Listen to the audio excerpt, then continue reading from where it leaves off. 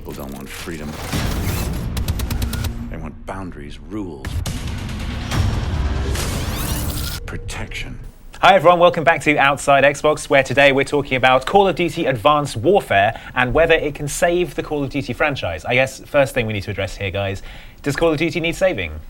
I think it still sold quite a lot of copies, didn't it? But Ghosts. Ghosts, the most recent one, but not quite as many as Black Ops 2. So obviously they've had like a really good run of sort of sales figures. You could call it a good run, yeah. But I think it feels like they need to definitely ensure that Black Ops 2 isn't the sort of peak and that it's not heading on a downward trend now. I think in general, Ghosts was maybe not quite as well received as Treyarch's version. I think the problem people had with it was they didn't feel it was kind of innovating on the series formula. The usual criticism you hear of Call of Duty is it's just the same thing over and over again.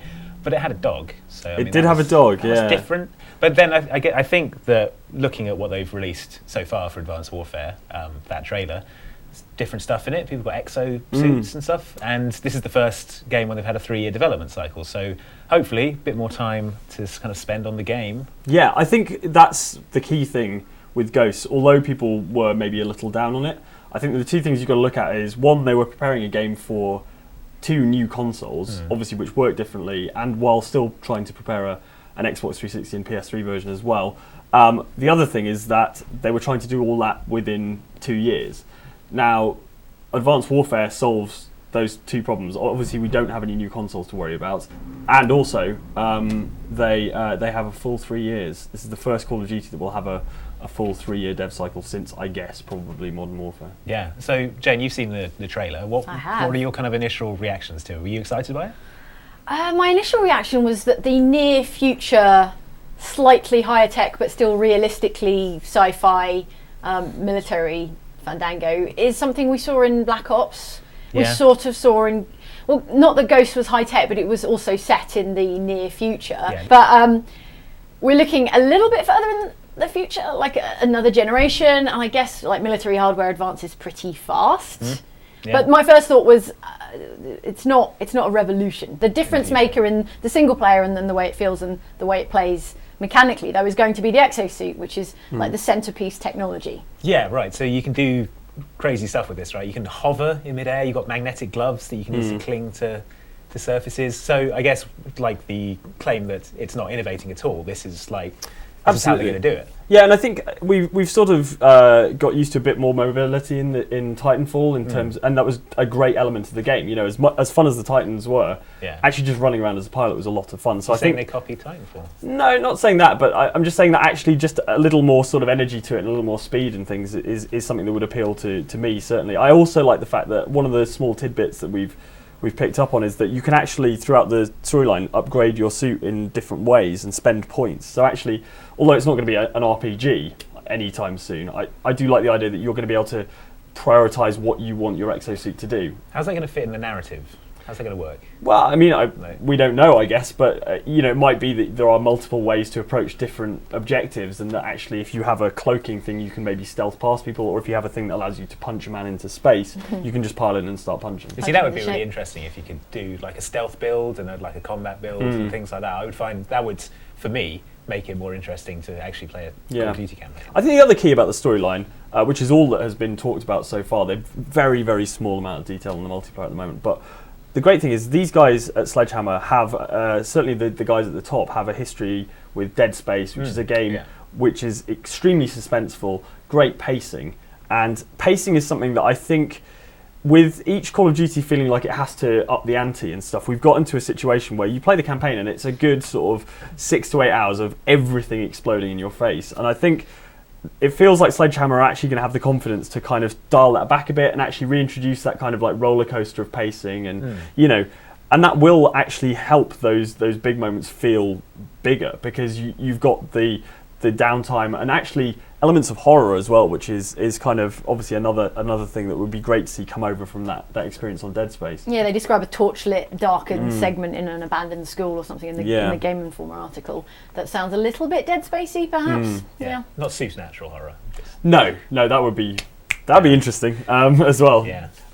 But no, yeah, it's just more sort of tension and kind of, war is kind of supposed to be horrifying, and actually you get quite a sugar-coated in many video games. Not all video games. There was Spec Ops: The Line, which really tried to bring that across as well. But actually, it would be great if Call of Duty actually managed to tackle some of those issues about, war is supposed to be horrible, and that you should be afraid as well as, empowered at certain points. I don't know if the game that's going to make you feel afraid of war is going to be the one where you're in a robot suit with like I don't know. Armoured spine and punch fists. I had an armoured spine in Dead Space, and I felt pretty scared. That is true. So yeah, I mean, I suppose Isaac Clarke's pretty tooled up. But, the suits remind me of nothing more than the armoured suit on Matt Damon in Elysium. I think they look a lot like that. Except they're not drilled into the spine and everything. They're not bio-integrated or whatever. I think crazy as this stuff seems, just to look at, actually, certainly exosuits is something that the military are experimenting with. I'm not so sure about hovering tanks. No. I'm not so sure the military is looking at hovering tanks.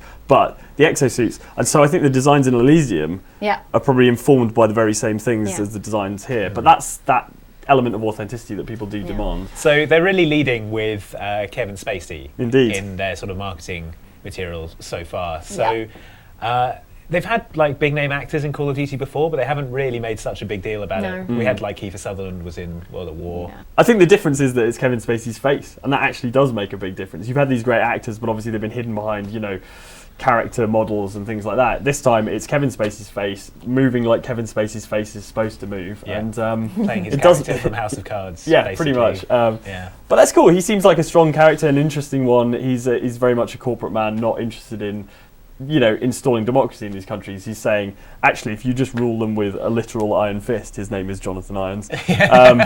Then if there's no pun on that, I will be deeply disappointed, Sledgehammer. But he's saying, actually, that's the way to do it. Rule with an iron fist. Then that's the way to deal with these countries. That and obviously where you fall on that from a moral point of view will probably come into the storyline. I suspect. We've got Troy Baker. Hooray! Playing the main character who's called Shoot McGuns? Something he's Mitchell. Called Private Mitchell. That was it. Because he's a Marine and then he's a PMC contractor, whatever you are when you're in a PMC. Grant Mitchell. Yeah. We don't know Phil that's his Mitchell? first name. Yeah. Probably one of those. But you're not a AAA game these days unless you've got Troy Baker on side. That's true, and he has an intentionally generic backstory. This is something they did in Spec Ops: The Line. Like the main character in Spec Ops: The Line is voiced by Nolan North. He's a kind of shaven-headed white guy soldier. He was apparently intentionally a sort of generic soldier for the stuff they wanted to do with the narrative. So maybe they're doing something similar here. The thing about the intentionally generic backstories, that's the line from Game Informer. I'm sure Sledgehammer would not have chosen that phrase. Would have preferred to describe him as a cipher or someone who you can apply your own morals blanche, to. Blank slate. Tabula rasa. Yes, the perfect self-insertion character. Right. Okay. But yes, I'm kind of fine with that. I've never felt a great deal of attachment to my playable Call of Duty characters in the past. It's always your buddy that you're with. Well, you don't want to get too attached to them because you probably get chucked in a ditch and set on fire. But there's only one in Advanced Warfare. So that probably won't happen. Yeah. It's a bit of a weird thing to confirm this early on, that there will be only one player character because you're guaranteed not to be killed off, I guess. Yeah. But Unless you come back as a ghost or something. That could happen. Yeah, I guess they can always have like little interstitial things with civilians and things like that. They'll probably have a shocking scene of some description and things like that. But it's still going to be a world tour. We've seen San Francisco, obviously. There's Nigeria's in there as well. Detroit. Detroit is in there as well, in an even worse state than it is in real life, if you can imagine such a thing. And in RoboCop. And in RoboCop. Oh God, it's all coming together, isn't it? Right. I hope that they don't take sort of what happened with Ghosts. Because I really like what they've been doing with Ghosts DLC. They've been sort of having fun with it and bringing in the Predator and Michael Myers and stuff. And I hope they don't go, right, that was terrible, let's just never do that again. Because I actually quite like that. Oh, yeah, I think Ghosts DLC has been the most fun it's been in ages. And you've got to imagine that actually that's part of the fact that Infinity Ward know they don't have to make another Call of Duty game for another 3 years. Well, not like that, but they've got another 3 years to build the next one. And I'm sure Treyarch will have a lot of fun with their DLC as well because they're sort of known for that stuff. But yeah, I think they recognise that DLC is for the real hardcore fans who are kind of prepared for a bit of experimentation. So in terms of multiplayer, all they've said so far is that there will be a co-op mode. I believe. I Yes. think you can imagine that they'll have some kind of exosuit stuff in multiplayer, whether that will be, because I get the feeling it's sort of a standard part of the character, but you'll be able to choose your loadout in terms of your customizing exosuit. your exosuit. Yeah. And also they've reiterated the importance of esports, which is something they mention every year because Not giving up yet. Yeah, well, they're still they've got a deal with Microsoft for the next couple of years, I think, and they put a big amount of money into putting those things on, and Yeah. it's a community that I think is worth exploring. Well, But- speaking of the community, I remember last time you spoke to a large assembled group of COD players, like Ghost is not their favourite. no, Like they much preferred Black Ops 2. Yeah. And so they'll be looking for Advanced Warfare to be closer to that than it is to Ghost in terms of multiplayer, at least. yeah, it's still. I mean, like Sledgehammer are still.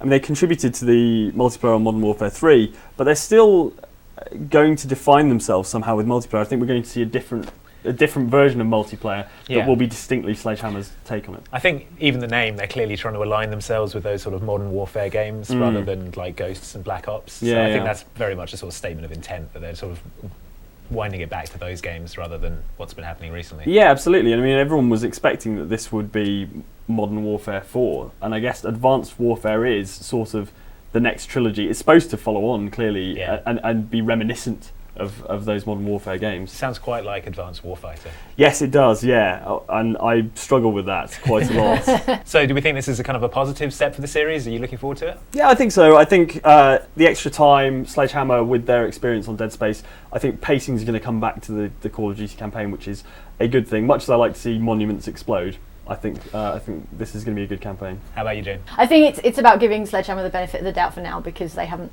screwed it up, and it is interesting, but it's way too early to tell whether it plays out as something that is quantitatively or qualitatively different to what we've had, or just the same thing with an exosuit, So that's Call of Duty Advanced Warfare. Keep it locked to Outside Xbox for more on the game as soon as we get it, and we'll see you next time.